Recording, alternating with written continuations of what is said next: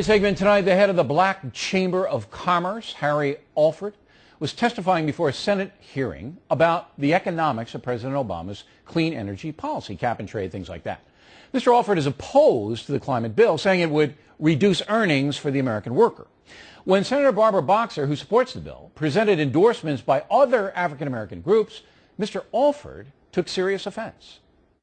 We'll quote John Grant, who is the CEO of 100 Black Men of Atlanta, quote, "Clean energy is the key that will unlock millions of jobs, and the NAACP's support is vital to ensuring that those jobs help to rebuild urban areas." So clearly there's a diversity. Madam Chair, that is condescending to me.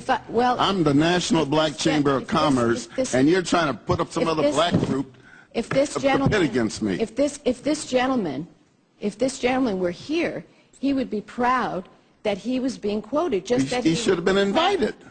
Just as he would be proud. It is condescending to me. Just so you know, he would be proud that you were here. He's proud, I'm sure, that I am quoting him. All that's condescending, and I don't like it. It's racial. I don't like it. Excuse me, I take offense to it.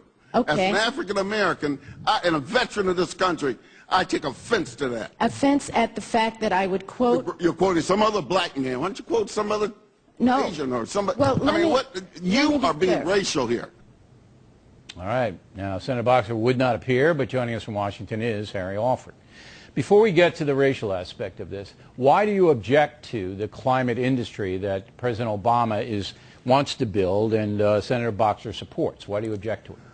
Well, certainly I want a good, clean climate for the globe, but we want, and the National Black Chamber of Commerce has been espousing, an energy policy that will make the United States self-sufficient for its energy needs, and also to deliver energy to American families and businesses at an affordable rate.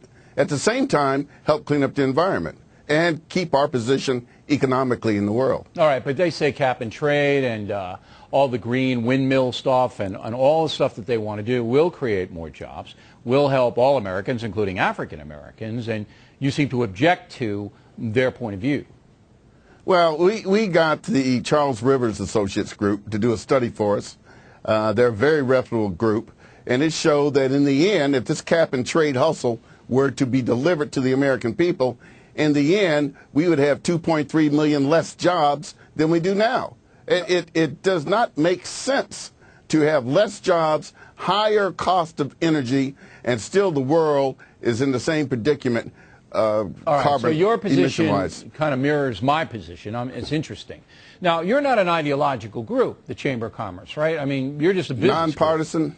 Nonpartisan, not-for-profit. Okay. We espouse capitalism and entrepreneurship. Okay. So now you're presenting your objection, which I think is an absolutely valid objection, to the cap and trade. You call it a hustle. I call it cap and con. So we're pretty much on the same page.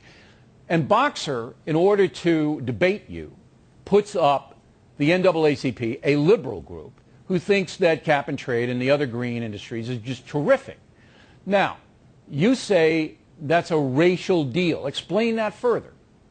Well, first of all, the NAACP had a resolution saying they're for a better environment. I'm for a better environment. I'm sure Bill O'Reilly's for a better environment. Absolutely. It did not address cap and trade. It did not address the Waxman-Markey bill.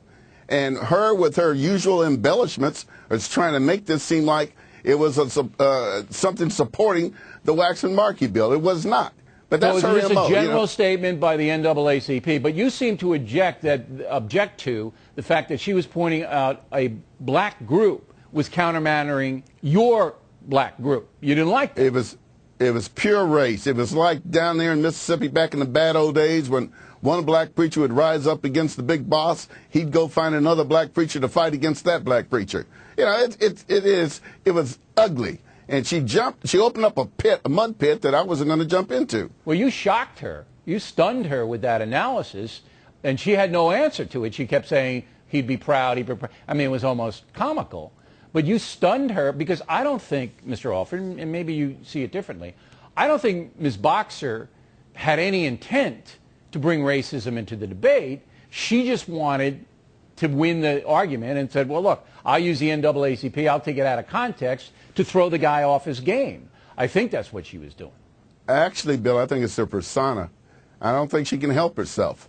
When she gets caught up in a rut like that or up against the wall, race comes out. You know, she's the brainchild of Anita Hill attacking Clarence Thomas was Barbara Boxer. You go back to the election 2004 and all of that garbage against Ken Blackwell, Secretary of State of Ohio, saying he rigged the election, that was Barbara Boxer. Okay, but she would say, Mr. Alford, I love black people. I love black people. I want the best for, I'm a liberal, I want the best for black people. Now, the two people that you mentioned, Judge Thomas and Mr. Blackwell, are conservatives. Now, she will attack conservatives using any and all methods, as many liberals will do. But if you got Barbara Boxer, she would go, I love black people. I'll vote for everything that will help them. Affirmative action and down the line. So I don't think she feels that it's a racial argument. It's an ideological argument. If you oppose her views, then we'll come get you, but it doesn't have anything to do with race. She loves poor black folks, and she loves black folks in their place.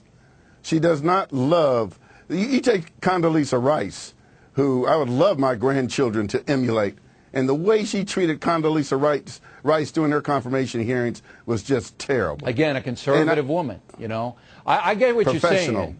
I get what you're saying, but I think Boxer just has it out for anybody who's in the right. Now, after you took her down, and you did, Mr. Alford, what kind of reaction did you get? Well, I've got a great fan club now. A lot of people don't like her. I've gotten about 7,500 emails, and 98% are cheering me on. I think after tonight, you'll have 25,000 emails. Because, right. Look, I respect you. You stood up for what you believe. You told her what you thought. She had no reply, and then you came on this program to further explain, and she would not. So I think that everybody knows what's going on here, Mr. Alford, and we appreciate you coming on very much tonight. Thank you, Bill.